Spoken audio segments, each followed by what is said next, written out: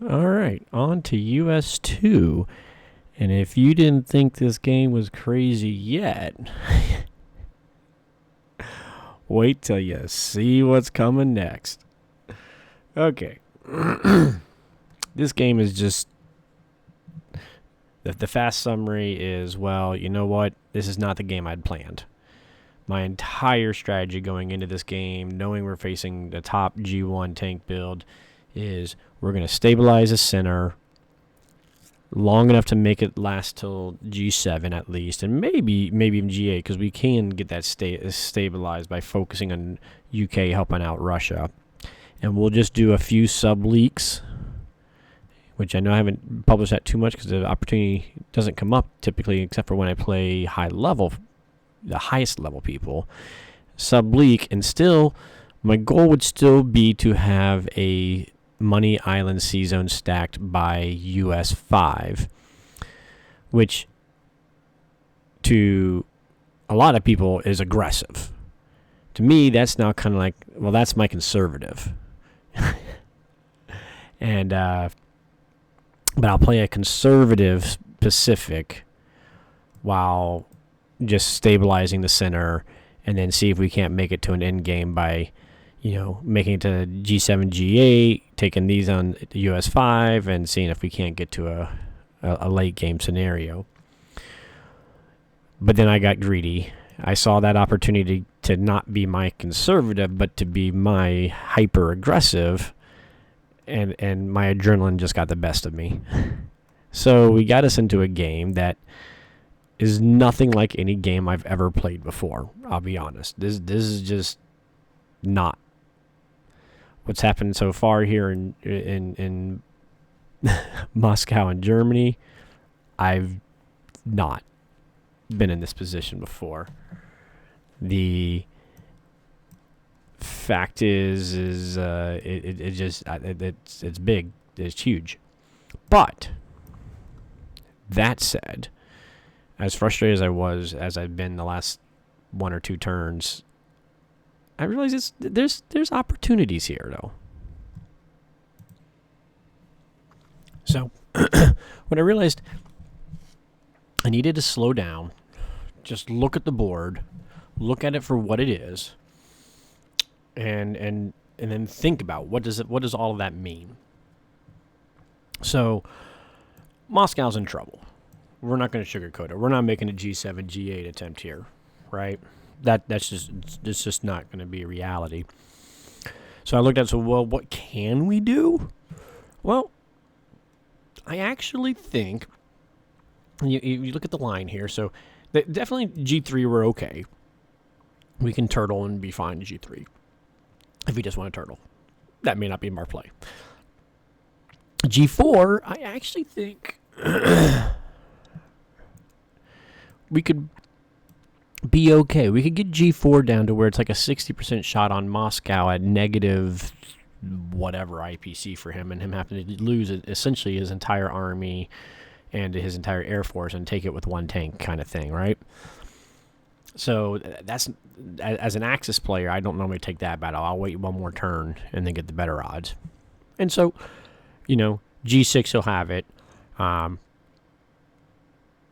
But you think about it, so G3, all of this moves into play, right? And then G4, he doesn't have anything to move into play other than his new builds. Did I say that right? So, yeah, G3 moves in, yeah. G3 moves everything in. G4 is just going to be new builds coming in. And because these guys, they can go 3, 4, 5, 6, or at least they can get to the game as G6. So if you survive through G4, then G5, you'll probably be able to get it just simply by building a bomber, some tanks, and some artillery. That's still 7 units going into, and I probably won't be able to bias it unless I can get these 4 fighters and these 8 fighters somehow into the mix in Moscow. And I don't think that's going to be possible. But if whatever happens allows me to get some fighters you know, out from the Pacific into the center, even maybe like 2 of them, well, then maybe we make it to the G6. I don't think so. I think we make it to G5 in all reality. So that I think that's my reality, is G5. How we get there is, we'll talk about that in a little bit more detail. So we need to make this work. We got to be hyper aggressive over here. We can't wait till US5. The best I can do with this transport is 2, excuse me, 3, 4, taking these guys. Depending what he does with his sub, which unfortunately I don't normally have that sub over here, so that it's going to make things a little more sticky. If he brings his sub back to try to save his fleet, that's one thing. But if he comes this way, which I think he might, it's going to make it a little, make me wish I hadn't gone this route. But US2 comes down to here, US3, US4. So I could get both of these on 4, and this maybe on 3. The only problem with that is he's got some destroyers that he could block me. So, like, he's blocking me here. I mean, we'll kill this one. But he still has another destroyer that he could throw a block into 51, build one in 60. And so when I'm in 59, I still won't be able to get this on US3. But what? And I don't know why I put the bomb. This was my biggest mistake of everything, is why did I put the bomber down here? I mean, I know I did it because I was afraid he was going to strike and then bring this fleet up, and I wanted to be in a good striking distance. I couldn't put him on here because his fleet was here and they could have attacked there. I was afraid to put him on Alaska, which that's the part that I shouldn't have been afraid of, because I had my fleet here. If he was going to attack, he's going to focus on that, and you know, maybe he tries to take it through, but that would have just turned into a big mess for him, because I would have wiped any transports he used. And if the bomber was here, I'd be in a even much better position. Or if I had sent the bomber down to Africa, down here, he could be going 1, 2, 3, 4, 5 with my fighter and do an airstrike to try to kill these guys to make a unique play happen in here. But Hawaii, he's doing me absolutely 0 good. So this is my biggest mistake, actual mistake of the game. Blunder. I'll go as far as a blunder. My other mistakes were my adrenaline getting the best of me, but that wasn't just a game killer if I just hadn't panicked a little bit. But this was a blunder. Anyways. So Germany's going to be hyper-aggressive. We can't stop it now. So we've got to be hyper-aggressive. So why don't we try to wipe out the Japan fleet in round 2, 3? I can't say that I've ever wiped out the Japan fleet in round 2/3. Well, really, it's going to be round 3. And so what can happen here is I have all of these that can just blast right into there, plus the 2 fighters. I wish I had my bomber in position, but I don't. So that's 4, 5, 6, 7, 8, 9. Ticking on his 4, 5, 6, 7, 8, 9, 10 defensively.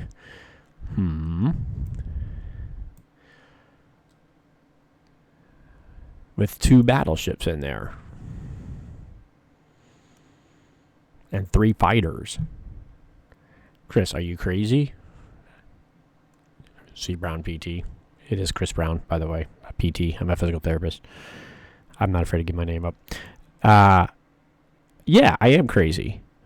But these 4 fighters can go 1, 2, 3 and land on the carriers moving non-combat as long as I kill that destroyer during combat. This bomber can go 1, 2, 3, 4 5 and 6 and land in Russia. Yeah, he'll get killed, but that means we could wipe this fleet out on UK3. And even if I can at least kill the carriers, then that'll still put us in a very good position.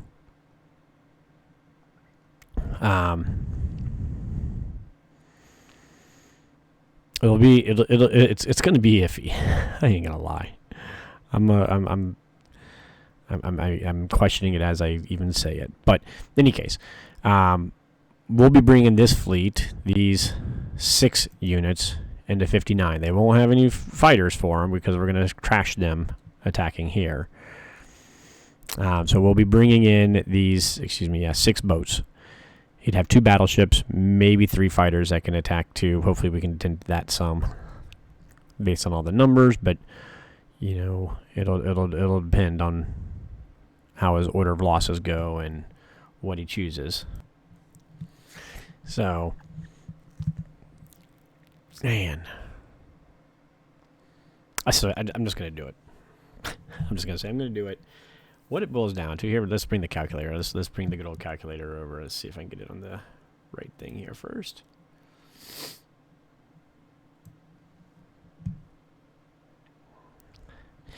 The interesting thing is going to be if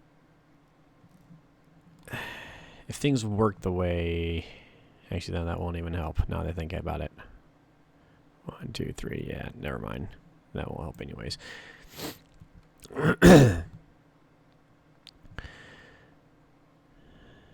So this is a 54% chance of wiping out the Japan fleet. And a 1-2. If he takes his carriers before fighters. If he takes his fighter before carrier, it's a different story.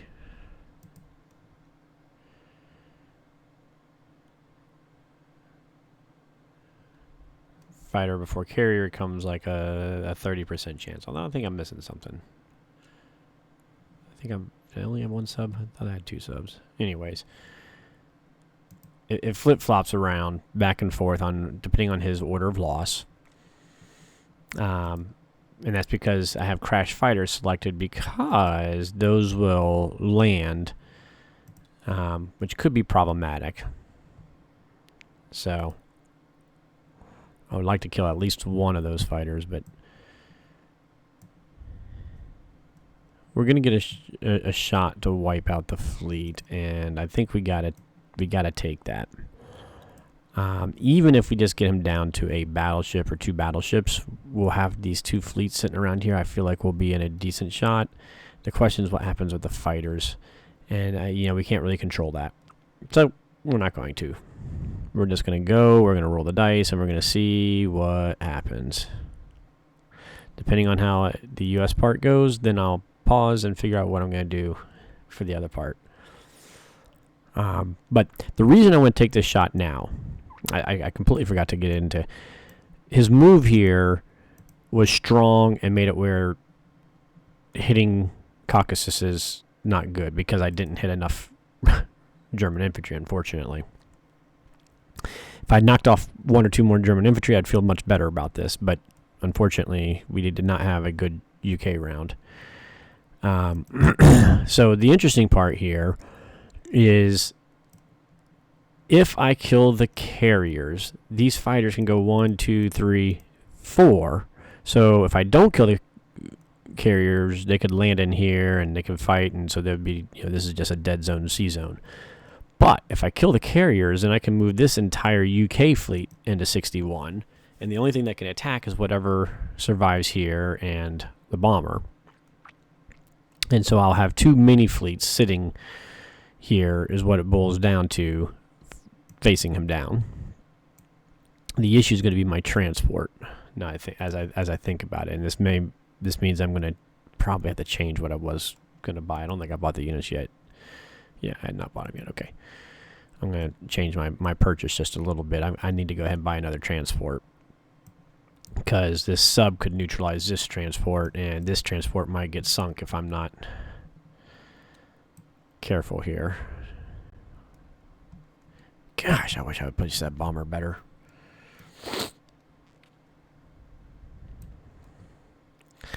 The other thing we're going to be facing is this. So, all of these Russians could attack and kill this at a profitable unit, and then he would take Germany on G3. But what about a strafe? We're back to that whole strafe thing again. And as it turns out, if I attacked with everything, was able to kill the 14 ground units, and retreated back to Russia with 3 tanks and 6 artillery living, then I think I can make it just like the other way through G4 to a G5 Moscow timing. And we'd wipe out a good chunk here, and they'd still be in a slowed down. So we'd have slowed some of their unit production, their units down. And we might knock off a couple J fighters potentially.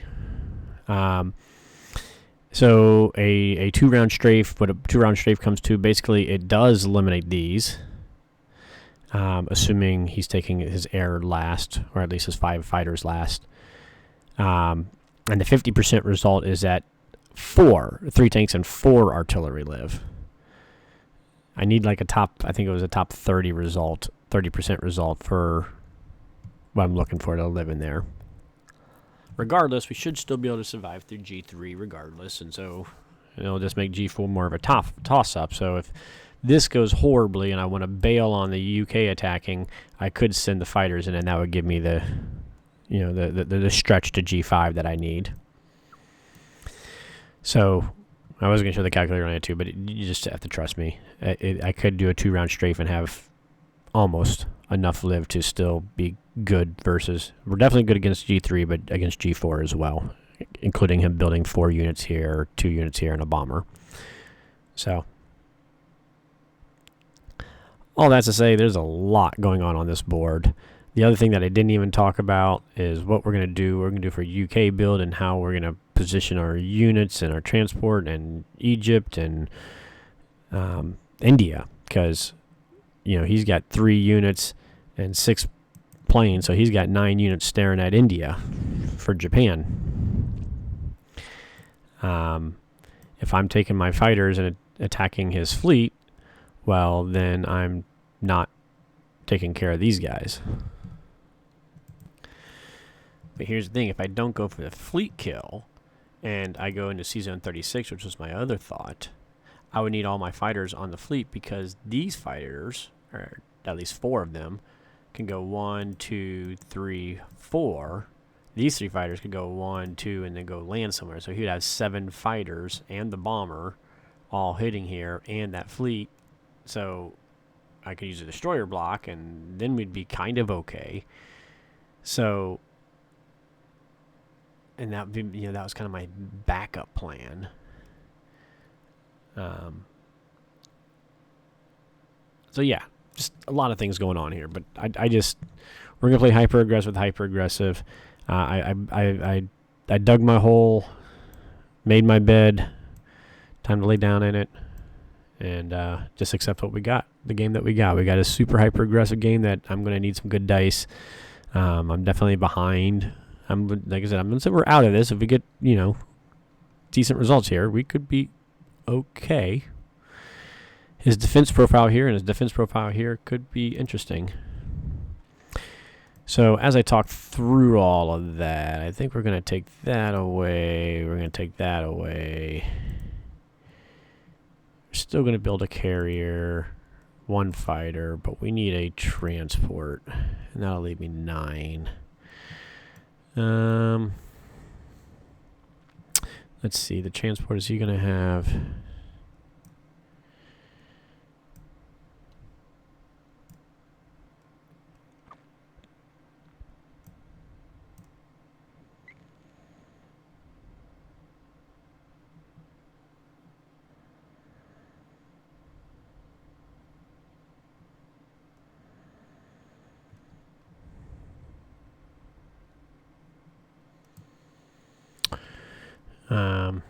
So this one's going to go back up here. He's going to grab 2 infantry. That leaves me an infantry and an AA here. I think I want to move them over, if things go well, for the bomber to land up here for next round at least. Which means I can have that AI. I need at least 1 infantry to build here, because then he can grab 1 down there. So we can still build us a sub, I guess. Alright. We're just going to go with this. I'm just going to stop thinking, and I'm just going to go with it.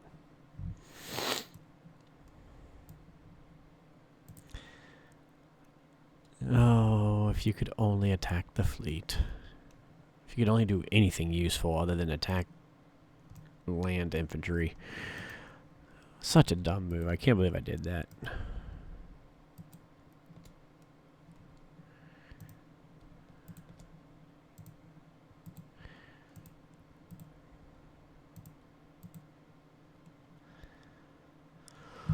Woohoo! Who would have ever seen that coming? I didn't. Hopefully neither did he.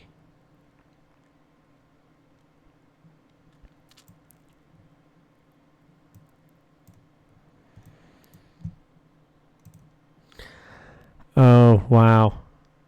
I didn't realize I had left it on a pause. Y'all missed the absolute horrendous first round of dice and just, not the result we were seeking here at all. Completely not.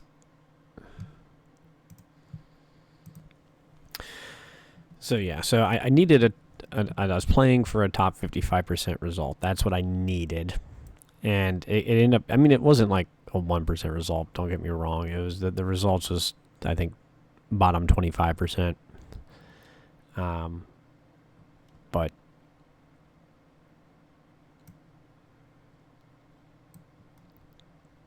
definitely not what we had signed up for.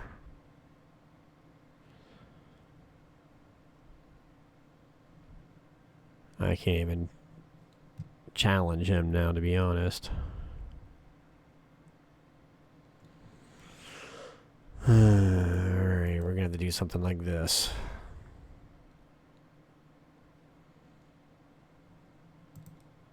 Yeah, I don't even know how I can save this game now, to be honest. I'm at a loss on. I don't think it is a salvageable game now.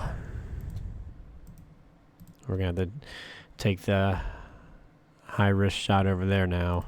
We might as well bring you on down this way now.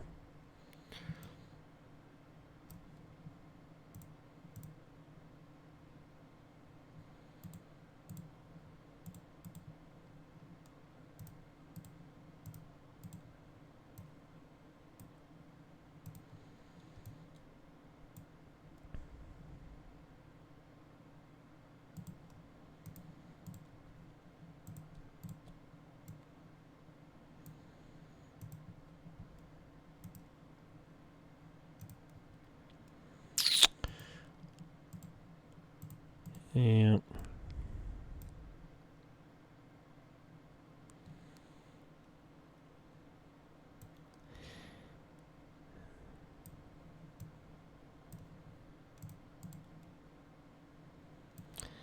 I gotta go for a crazy strafe now. I don't got a choice.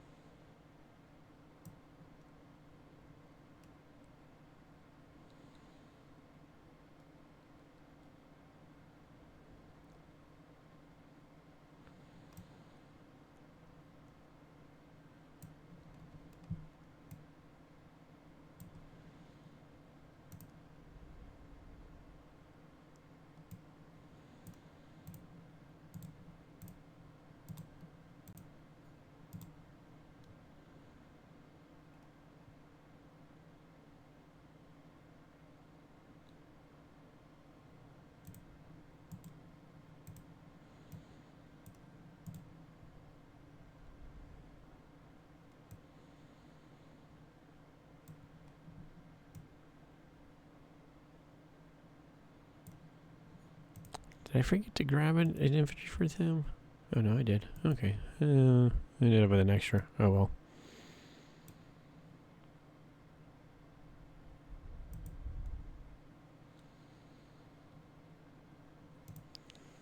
Well, this is going to be a quick, easy.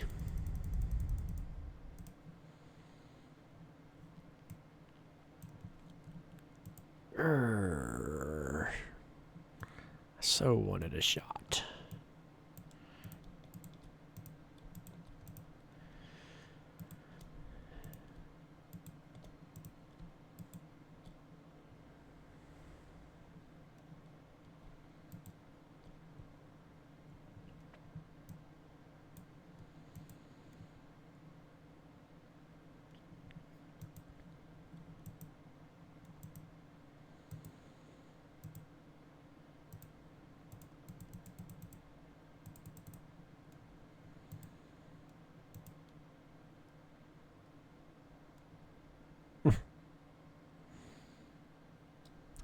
Three hits.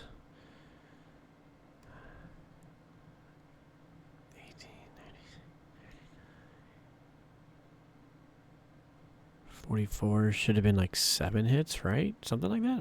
I'm just doing poor math in my head. So 18 units is a 30. I mean, that's 36 right there. So that should have been like 6 hits there. That's a half a hit. And then that's 2.5 hits. Yeah, whatever.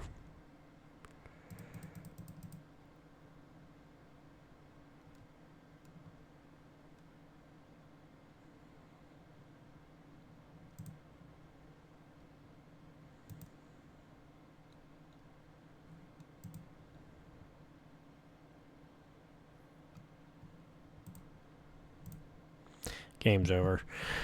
I'm going to go do my retirement.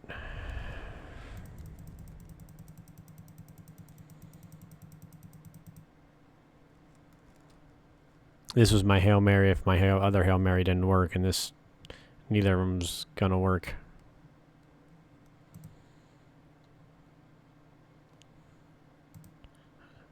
Well, if I can kill 5 tanks and not get any hitbacks.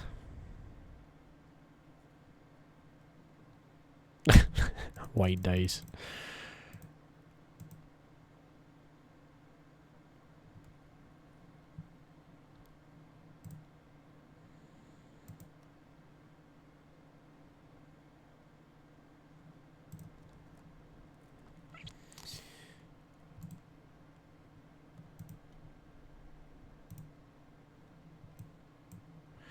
All right. Well, that's going to be a good game. What the hey? Oh.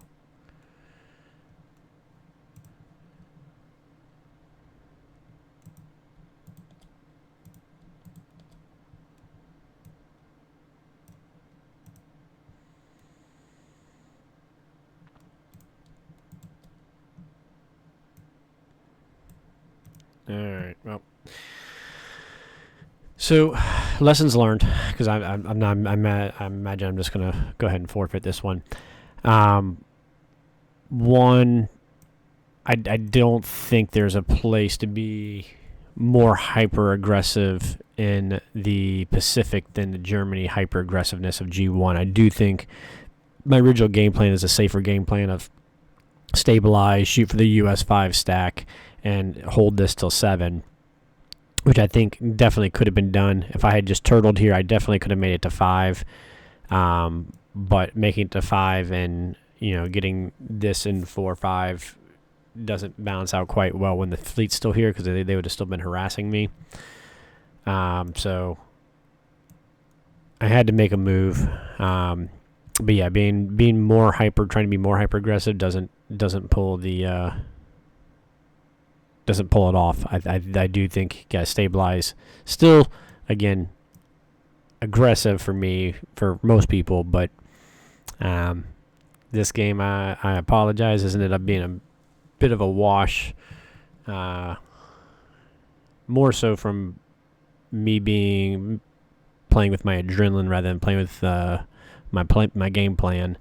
So, all right, well, thank you. I mean, one of the things I will say that I learned off of this, from the Germany Axis perspective of I've never actually had an Axis player when I did a KJF and I showed, an aggressive front still throw the Japan air into Caucasus. So that was the big learning tool for me was, oh, wow. Okay. Now, I really think we could have exploited this better had I been set up better to start with. But that was very, very bold. I love the play by Marius with his two armies. Basically, his entire Germany army was actually in a dead zone, right? I mean, it should have been in a dead zone if the 1-2 UK Russia had gone like it's supposed to. Well, not like it's supposed to. I don't mean that. I count averaged results. I shoot for the 50%ers when I'm going against excellent players.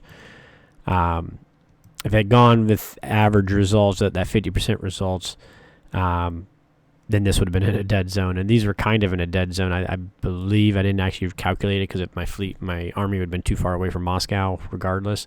But technically, they're both kind of in dead zones there. The G1 play is putting the army in Ukraine in a dead zone. And as Marius said, the umbrella technique on top of it is the key to it. There's got to be a reason and something going on. And I've been collecting photos, and eventually I wanted to make a video to go with my stacking and trades video of going into the dead zone. So I took a snip of it. It was a great this G1 tank build, and then his follow up with this Karelia Ukraine double stack when they actually were kind of both dead zoned was a brilliant move, and a great example of going into the dead zone safely.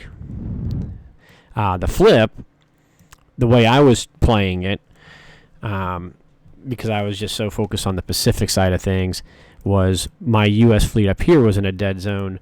My UK fleet down here was in a dead zone. So I had actually put both of my fleets in a dead zone. Similar situation where if Japan had attacked either one of those, it would have opened the gate for the other side. So kind of interesting that we both played the same tactics, but it's not the setup's not here for the Pacific to be more aggressive than when Germany's aggressive. So I need to go back to my original game plan. So, all right. Well, I hope you all learned something as well. And I may have one more add-on clip onto this if Marius has some feedback to throw in.